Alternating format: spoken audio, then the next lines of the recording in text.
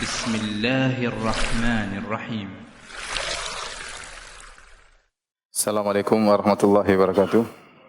Alhamdulillahi ala ihsanih wa syukru lahu ala taufiqihi wa amtinanih. Wa asyhadu an la ilaha illallah wahdahu la syarika lahu ta'ziman li sya'nih. Wa asyhadu anna Muhammadan abduhu wa rasuluhu da'ila ridwanih. Allahumma salli alaihi wa ala alihi wa ashabihi wa ikhwani hadirin dan hadirat yang dirahmati oleh Allah Subhanahu wa taala. Kita lanjutkan bahasan kita bab ke-41. Bab qaulillahi ta'ala, bab tentang firman Allah Subhanahu wa taala, fala taj'alu lillahi andada wa antum ta'lamun. Dan janganlah kalian menjadikan bagi Allah tandingan-tandingan padahal kalian mengetahuinya, ya. Bab ini adalah penyempurna dari bab sebelumnya, ya. Bab sebelumnya tentang ya'rifuna nikmatallahi tsumma yunkirunaha, yaitu berkaitan dengan menisbahkan kenikmatan kepada sebab, bukan kepada Allah Subhanahu wa taala. Maka itu merupakan syirkul alfaz, merupakan syirik yang berkaitan dengan lafal. Bab ini juga berkaitan dengan hal tersebut, dengan syirik lafal, Al-musannif atau penulis rahimahullahu taala membawakan ayat ini. Ini adalah ayat ke-22 dari surat Al-Baqarah. Dan kita tahu perintah pertama dalam Al-Quran, dalam mushaf adalah surat Al-Baqarah ayat 21, ya. Ya ayuhan nasu ubudu rabbakumul ladzi khalaqakum walladzina min qablikum la'allakum tattaqun. Alladzi ja'ala lakumul arda firasyan was samaa'a binaa'a wa anzala minas samaa'i maa'an fa akhraja bihi minats thamarati rizqan lakum fala taj'alu lillahi andada wa antum ta'lamun. Kalau kita buka mushaf dari Al-Fatihah, terus kita jalan, perintah pertama yang datang tentang tauhid. Ya ayuhan nasu ubudu rabbakum. Wahai manusia sekalian, sembahlah Rabb kalian yang telah menciptakan kalian dan juga telah menciptakan nenek moyang kalian. Ya. Alladzi ja'alakumul arda firasya, yang telah menjadikan bumi sebagai hamparan bagi kalian, was samaa'a binaa'a, dan menjadikan langit sebagai bangunan yang kokoh, ya. Kemudian menurunkan dari langit hujan, kemudian dengan hujan tersebut Allah menumbuhkan tumbuhan-tumbuhan. Kemudian di akhir ayat, fala taj'alu lillahi andada wa antum ta'lamun, karenanya janganlah kalian mengambil tandingan-tandingan bagi Allah padahal kalian mengetahuinya. Ayat ini, ya, banyak faedah yang bisa kita ambil dari ayat ini, ya. Jadi Allah buka dengan perintah, ya. Ya ayuhan nasu ubudu rabbakum alladzi khalaqakum walladzina min qablikum la'allakum tattaqun, sampai firman Allah Subhanahu wa taala, fala taj'alu lillahi andadan wa antum ta'lamun. Sembahlah Rabb kalian. Ini adalah perintah pertama dalam mushaf. Perintah pertama dalam mushaf tentang tauhid, ya. Tentang bertauhid kepada Allah, yaitu beribadah kepada Allah. Namun kita tahu perintah beribadah kepada Allah saja tidak cukup, harus disertai dengan larangan terhadap syirik. Ini perintah bertauhid, ya, perintah bertauhid tidak sempurna kecuali disertai dengan larangan berbuat syirik. Janganlah kalian menjadikan bagi Allah tandingan-tandingan. Padahal kalian tahu. Sementara ini adalah, ya, larangan berbuat syirik.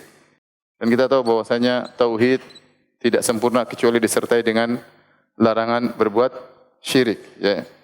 Ubudullaha wajtanibut taghut. Sembahlah Allah dan jauhilah apa?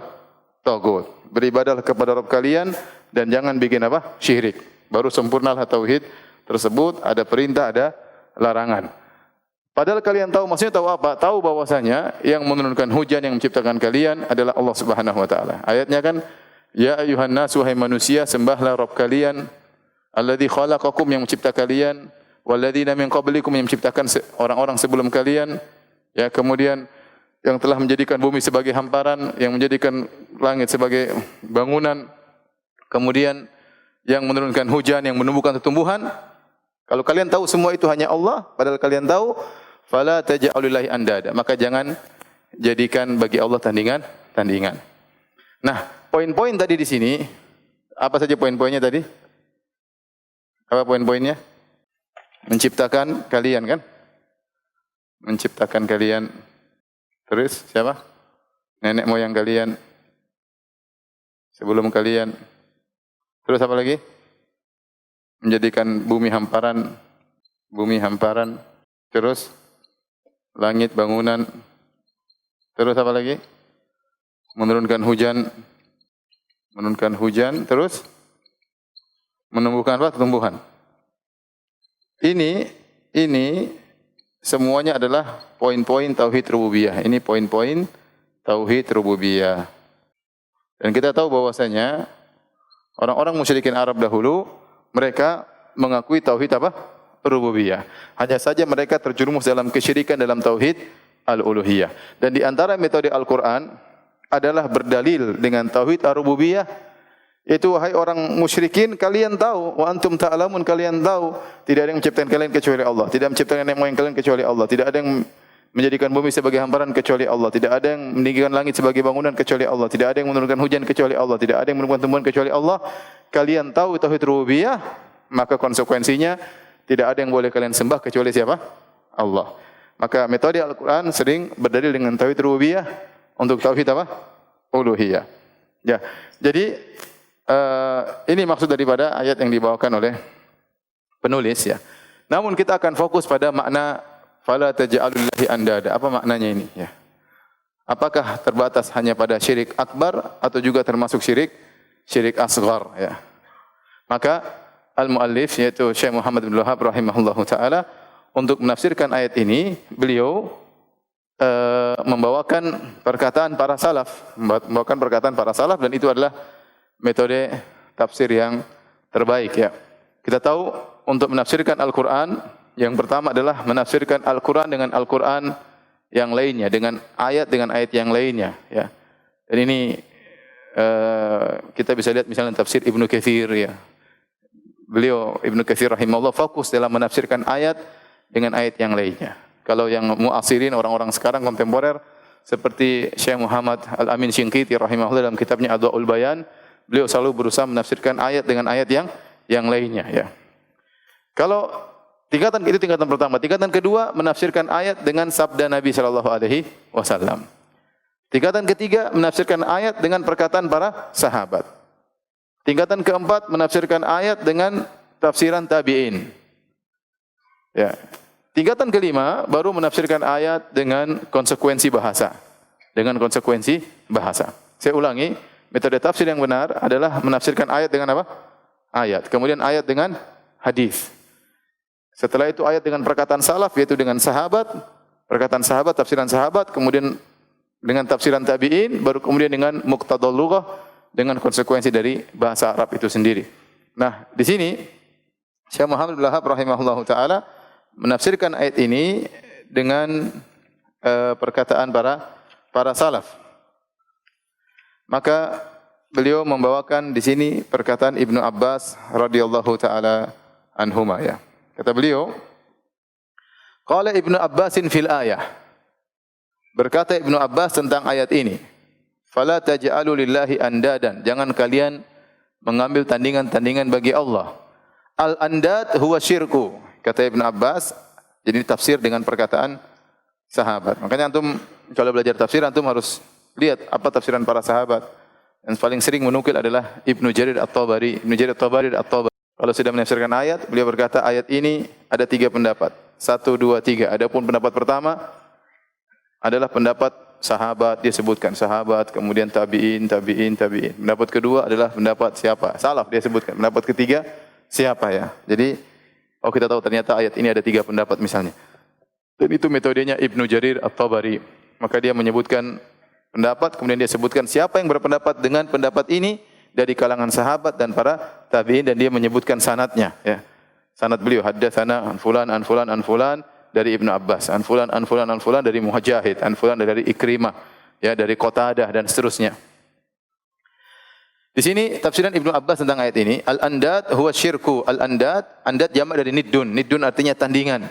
Tandingan atau saingan atau kuf'un, yaitu yang setara, itu namanya niddun. Jamaknya andad. Al-andad huwa syirku. Al-andad adalah syirik akhfa min dabibin namli ala sofatin sauda. Yang di mana kesyirikan lebih samar daripada bekas rayapan semut di atas batu yang hitam. Fi dzulmatil lail, dalam kegelapan malam. Wa huwa an taqul, yaitu engkau berkata, wallahi wa hayatika ya fulan. Demi Allah dan demi kehidupanmu wahai si fulan. Atau engkau berkata wa hayati, demi kehidupanku. Wa taqul, dan engkau berkata juga di antara syirik kecil, laula kulaibatu hadza la atana lusus. Kalau bukan karena anjing kecil ini, mungkin kita sudah didatangi oleh pencuri. Kemudian juga engkau berkata, walaulal battu fid dari la atal lusus. Kalau bukan ada angsa di rumah, ya tentu sudah rumah kita kemasukan pencuri. Wa qaulur rajuli li sahibihi, demikian juga perkataan seorang terhadap kawannya, masya Allah wa syi'ta, atas kehendak Allah dan kehendakmu. Wa qaulur rajuli, dan juga perkataan seorang, laulallahu wa fulan, kalau bukan karena Allah dan si fulan. La taj'al fiha fulanan, jangan kau masukkan si fulan bersama Allah. Hadza kullahu bihi syirkun, ini semua adalah kesyirikan. Berkata Ibnu Abbas, ini diriwayatkan oleh Ibnu Abi Hatim dalam tafsirnya. Ini adalah pengumuman mobil Suzuki B2361 SKR, lampu masih nyala. Mobil Suzuki B2361 SKR, lampu masih nyala. Alhamdulillah, saya kira masih jalan ya. Sejalan bahaya dicuri orang. Tapi ini sudah ya. Tolong mobilnya biar selamat ya. Jadi kata Ibnu Abbas, jadi al-andad ya, al-andad jamak dari apa? Niddun. Niddun itu sama dengan tandingan atau setara atau yang sama ya. Ini kata Ibnu Abbas adalah syirik. Yang kata Ibnu Abbas, wa huwa syirku, dia adalah syirik akhfa min dabibin namlah as-sauda fi safatin sauda fi zulmatil lail. Bahwasanya syirik lebih samar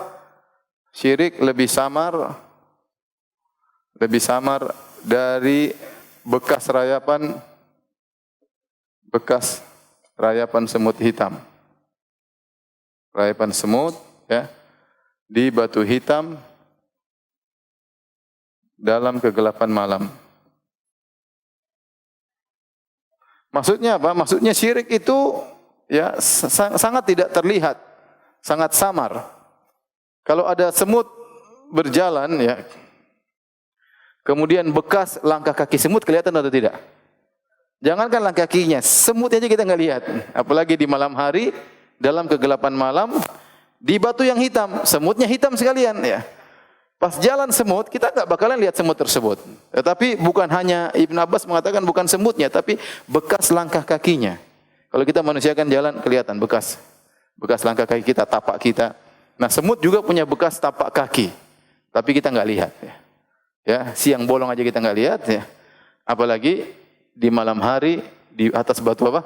Batu hitam. Jadi syirik tersebut syirik yang sangat samar.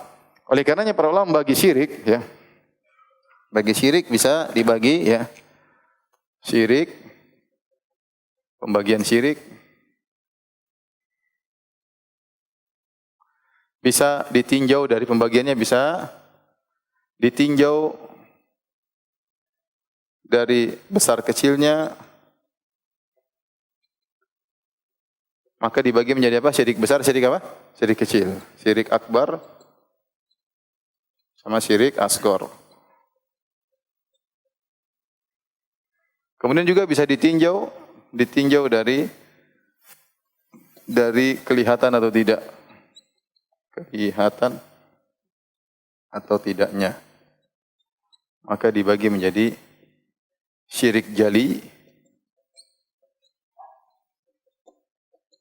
yang itu syirik yang jelas, yang nampak, syirik nampak dan jelas. Namanya syirik khafi, yaitu yang tidak nampak atau samar. Samar. Syirik yang jali bisa apa namanya? Bisa besar, bisa kecil ya. Ini sekarang ditinjau dari ini ya. Syirik yang jali bisa besar, bisa kecil. Contoh misalnya ya, syirik yang besar misalnya apa? Motong hewan untuk jin. Kelihatan sekali. Kecil misalnya pakai jimat misalnya. Nah, syirik khafi juga bisa besar, bisa kecil ya. Besar misalnya khauf sir ya. Atau jangan begini. Bisa besar, bisa kecil, tapi kita bagi aja dua. Bisa dibagi menjadi dua. Yang pertama, yang berkaitan dengan niat dan tujuan. Yang berkaitan dengan lafal. Yang berkaitan dengan niat dan tujuan, ya bisa besar, bisa kecil ya. Seperti kalau besar, takut apa? Takut sir. Sudah pernah kita jelaskan ya. Kecil misalnya riya, ujub, ini semua dalam hati, tidak ada yang kelihatan. Yang berkaitan dengan lafal, ya inilah ya yang tidak kelihatan, ya syirik kecil, sebagaimana yang disebutkan oleh Ibnu Abbas. Jadi apa yang disebutkan Ibnu Abbas semua masuk di sini, masuk di sini.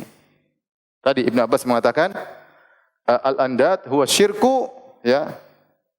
Asyirku wa huwa akhfa min dabibin namlah fi safatin sauda fi dhulmatil lail. Bahwasanya syirik itu lebih sama dari bekas rayapan semut di atas batu hitam dalam kegelapan malam. Wa huwa antakul. Kemudian disebutkan contohnya. Engkau berkata kalau bukan karena ada anjing mungkin kita sudah kemasukan apa? Pencuri. Kalau bukan karena angsa maka kita sudah kemasukan apa? Pencuri. Perkataan seorang demi hidupku, ya, demi Allah dan demi hidupku bersumpah dengan nama selain Allah. Atau tadi disebutkan juga apa? Masya Allahu wa syi'ta, karena kehendak Allah dan kehendakmu, karena kehendak Allah dan kehendak si fulan. Itu semua kenapa disebut oleh Ibnu Abbas dengan syirik yang khafi? Karena banyak orang tidak sadar tatkala melakukannya disangka itu bukan apa? Kesyirikan.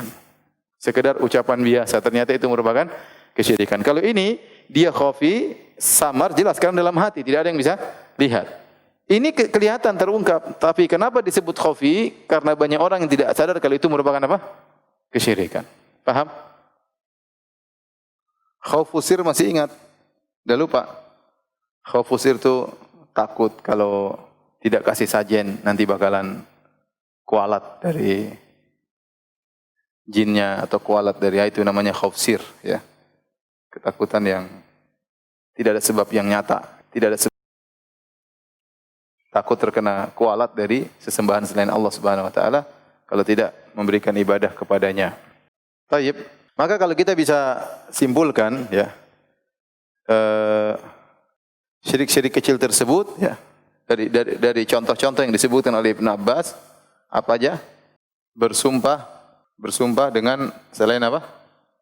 Selain Allah. Tadi wahayati, demi kehidupanku ya. Atau menggandengkan sumpah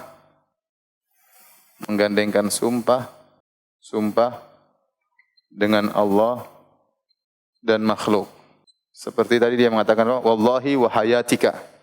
Seperti demi Allah dan demi kehidupanmu. Di antaranya lagi apa? Menyandarkan nikmat kepada selain Allah. Menyandarkan nikmat kepada selain Allah. Ini semua tafsiran Ibnu Abbas ya, selain Allah. Tadi contohnya apa? Kalau bukan pencuri tidak ada bebek. Kalau bukan angsa, pencuri masuk ya. Pencuri sudah masuk. Apalagi yang di sini Ibnu Abbas? menggandengkan kehendak Allah dengan kehendak yang lain. Tadi apa? Masya Allahu wa sya'a fulan. Ya. Masya Allahu wa sya'a fulan. Kalau buka ke atas kehendak Allah dan kehendak si fulan. Ini semua adalah syirik kecil. Ini semua termasuk dalam apa? Andad. Paham? Ini semua termasuk syirik kecil, semua termasuk dalam andad. Ya. Tadi saya ulangi, disebut syirik khafi, padahal terlafalkan karena kebanyakan orang enggak tahu kalau itu apa? Syirik. Dan ini sering terungkap di masyarakat ya. Kalau bukan karena ini, kalau bukan karena ini ya, sumpah dengan nama selain Allah ya. Demi kamu, demi ini, demi misalnya demi Ka'bah, demi Kubah hijau ya, dan yang lainnya ya. Bersumpah dengan demi negeri misalnya ya, demi apalah ya. Itu semua adalah lafal kesyirikan. Banyak orang tidak sadar padahal itu lafal kesyirikan. Kemudian al-muallif Syekh Muhammad bin Wahab rahimahullahu taala membawakan hadis dari Umar wa an Umar bin Khattab, yang benar dari Ibnu Umar. Di sini beliau salah, waham ya. Beliau bersalah, yang benar wa an Ibnu Umar. Bukan dari Umar, dari anaknya Abdullah bin Umar bin Khattab radhiyallahu anhuma. Anna Rasulullah sallallahu alaihi wasallam qaal, bahwasanya Rasulullah sallallahu bersabda, "Man halafa bi ghairillahi faqad kafar aw asyrak." Barang siapa yang bersumpah dengan nama selain Allah, maka dia telah kafir atau dia telah berbuat apa? Kesyirikan. Ini menunjukkan bahwasanya bersumpah dengan nama selain Allah adalah dosa besar meskipun dia syirik kecil. Ya, tapi dia merupakan dosa besar. Makanya sampai kata Nabi, faqad kafar, dia telah kufur atau dia telah melakukan kesyirikan. Hadis riwayat Tirmizi yang dihasankan oleh Tirmizi dan disahihkan oleh Al-Hakim ya dalam Mustadraknya ya. Kemudian beliau membawakan lagi asar dari Ibnu Mas'ud. Ibnu Mas'ud radhiyallahu anhu berkata, wa qala Ibnu Mas'ud. Ya. Ini semua jadi dibawakan perkataan sahabat ya. Wa qala Ibnu Mas'ud berkata, la an ahlifa billahi kadziban ahabbu ilayya min an ahlifa bi ghairihi shadiqan. Aku bersumpah dengan nama Allah namun saya bohong, lebih aku sukai daripada jujur namun bersumpah dengan nama selain Allah Subhanahu wa taala. Saya ulangi. Kata Ibnu Mas'ud, kalau disuruh bandingkan mana lebih parah? Sumpah dengan nama Allah tapi bohong atau bersumpah jujur tapi dengan nama selain Allah? Lebih baik yang mana? Enggak ada yang lebih baik. Lebih parah yang mana? Lebih parah bersumpah jujur dengan nama selain Allah. Karena apa? Karena dosa syirik lebih besar daripada dosa dusta. Karena dosa syirik lebih besar daripada dosa dusta. Ibnu Mas'ud tahu bahwasanya bersumpah palsu, bohong dengan nama Allah itu dosa besar. Dan beliaulah yang pernah meriwayatkan hadis ya. Nabi SAW bersabda, man halafa ala yaminin yaqtata'u biha mala muslimin ya wa huwa fihi kadhibun laqiyallahu wa huwa alaihi ghadban. Kata Nabi SAW, barang siapa yang bersumpah dengan nama Allah bohong dalam rangka mengambil harta seorang muslim ya, maka dia akan bertemu dengan Allah pada hari kiamat dalam kondisi Allah murka kepadanya. Ya, berarti bersumpah dengan nama Allah bohong dosa besar atau dosa kecil? Dosa besar. Ya, bayangkan orang bohong ya, sumpah yang penting dia bisa ngambil harta orang ya, maka dia bertemu dengan Allah dalam kondisi Allah murka kepadanya. Berarti bersumpah dengan nama Allah bohong dosa besar. Tapi lebih besar daripada itu bersumpah dengan nama selain Allah meskipun jujur. Karena bersumpah dengan nama selain Allah jujur itu syirik. Apalagi sudah bersumpah dengan nama selain Allah bohong lagi, double-double ya. Dia jujur aja lebih besar dosanya daripada bersumpah dengan nama Allah bohong. Oleh karenanya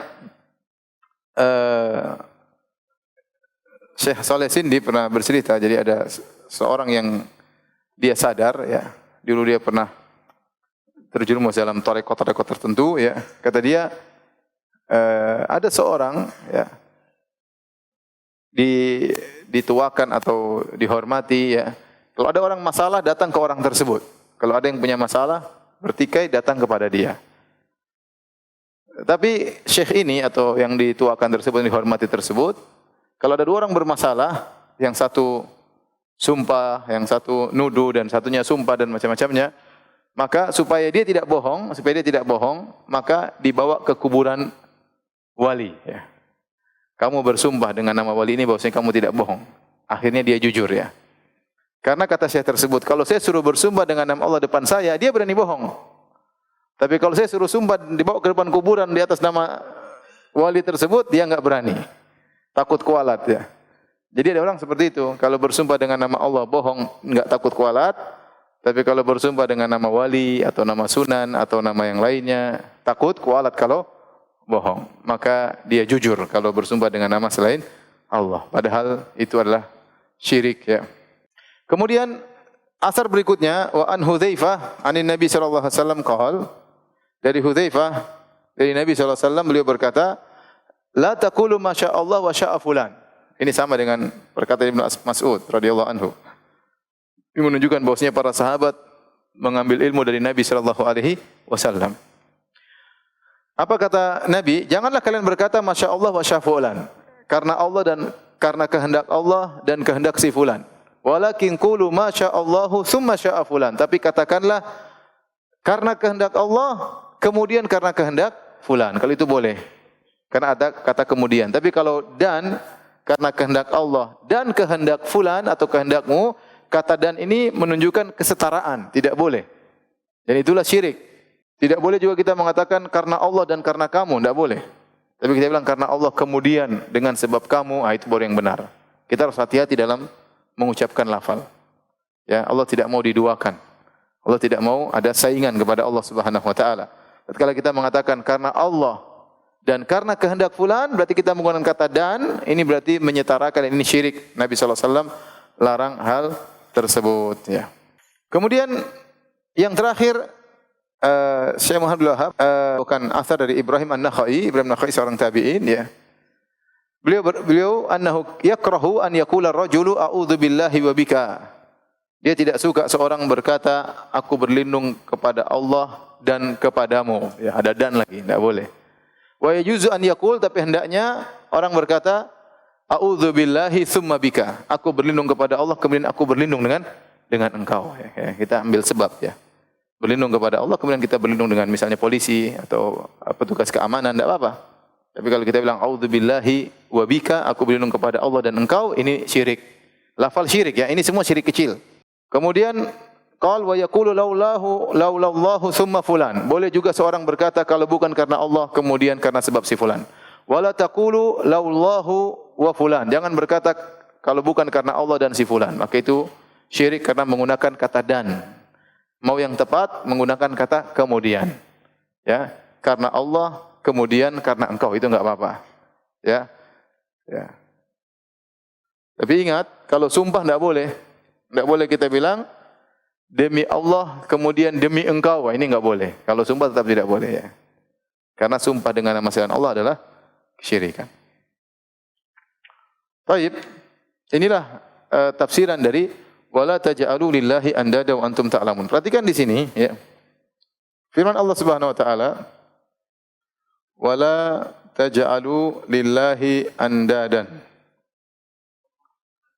Ayat ini turun kepada kaum musyrikin Arab. Tentang kaum musyrikin apa? Arab. Tentang kaum musyrikin Arab. Kaum musyrikin Arab mereka melakukan syirik kecil atau syirik besar? Syirik besar. Pelaku syirik akbar. Yaitu mereka mengambil tandingan-tandingan bagi Allah, berhala-berhala mereka. Jadi andat sini maksudnya berhala-berhala. Jadi asalnya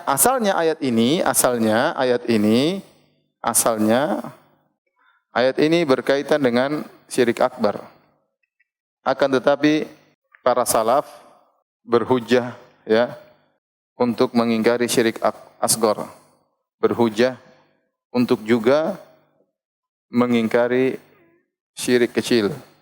Tadi Ibnu Mas'ud radhiyallahu taala anhu menafsirkan andat dengan syirik-syirik khafi tadi. Syirik-syirik khafi semua syirik kecil atau syirik besar? Syirik kecil semua. Kenapa? Karena sama-sama maknanya sama, menjadikan tandingan bagi Allah. Cuma ini tingkatan besar, adapun yang tadi tingkatan apa? Kecil.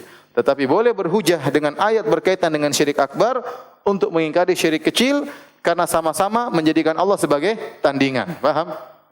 Jangan ada bilang, ente itu baca ayat-ayat tentang syirik akbar, kenapa ente tembak-tembakan ke kita? Kita bilang yang nembakkan ke ente adalah Ibnu Mas'ud radhiyallahu taala anhu, dan yang lebih paham tentang Al-Quran. Jadi, kenapa boleh demikian? Kenapa boleh demikian? Ada dua sebab. Ya, yang pertama, karena syirik besar maupun kecil sama-sama menjadikan tandingan bagi Allah. Meskipun tingkatnya berbeda. Tandingan bagi Allah. Yang kedua, lafal andada,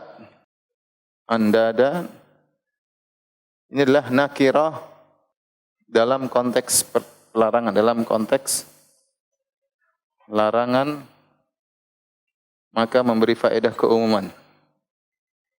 Faedah keumuman mencakup semua tandingan. Semua tandingan besar maupun kecil. Andat di sini fala taj'alu, bukan fala taj'alu. Fala taj'alu lillah, janganlah kalian menjadikan, berarti larangan bukan? Larangan. Andat nakirah, ada tanwin, dan kita sering sampaikan hal ini bahwasanya kaidah lafal nakirah jika datang dalam larangan maka memberikan faedah keumuman. Dari dua sebab inilah ya Ibnu Mas'ud radhiyallahu taala anhu berdalil dengan ayat berkaitan dengan syirik besar untuk mengingkari syirik apa? Syirik kecil.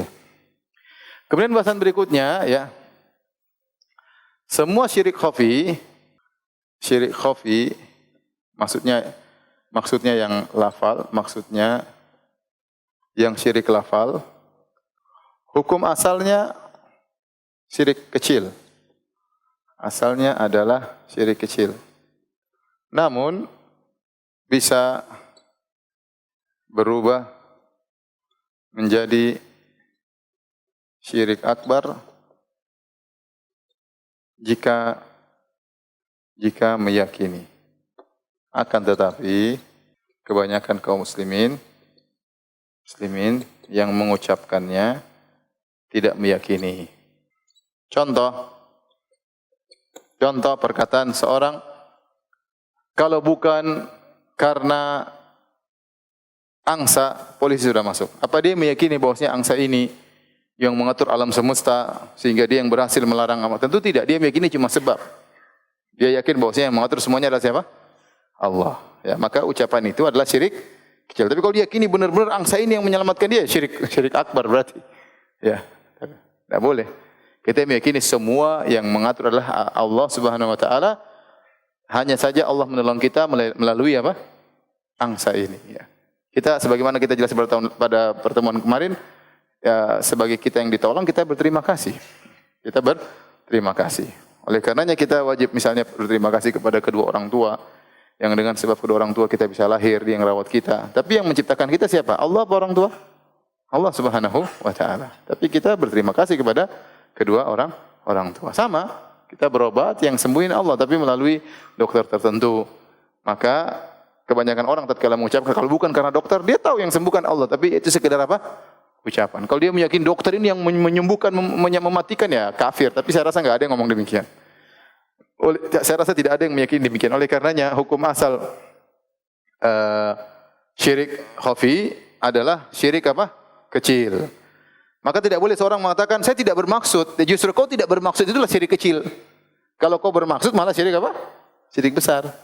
Saya ngomong ini bukan bermaksud demikian, sekedar nyebutin sebab, itulah syirik kecil.